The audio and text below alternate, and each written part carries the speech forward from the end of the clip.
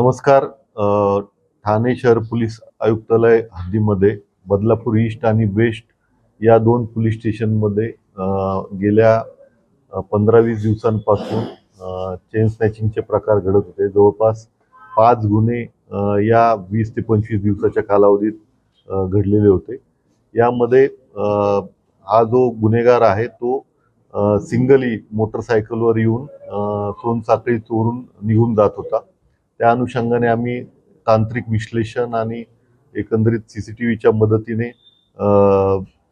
आणि तसेच नाकाबंदीमध्ये या चोराला पकडलेला आहे. त्यांनी एकूण 5 गुन्हे केल्याचं कबूल केलेलं आहे आणि त्याला अधिक विचारपूस करता त्याने YouTubeवरती चेन स्नॅचिंग कशी करावी या दृष्टीने प्रात्यक्षिक पाहिले आणि त्यानुसार त्याने 5 गुन्हे केलेले आहेत. तो ऑटोमोबाईलचा त्यांनी कोर्स केलेला आहे, 12वी झालेला आहे आणि इझी मनी मिळावं या अनुषंगाने त्यांनी ती मोडस ऑपरेंडी राबवलेली आहे.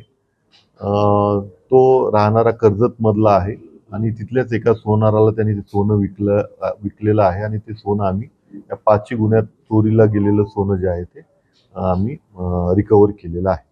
सदरची कामगिरी जी आहे ती माननीय पोलीस आयुक्त साहेबांच्या मार्गदर्शनाखाली बदलापूर ईस्ट आणि वेस्ट पोलीस स्टेशनचे DB पथक आणि सिनियर पीटर क्राईम पीटर यांनी मिळून केलेली आहे.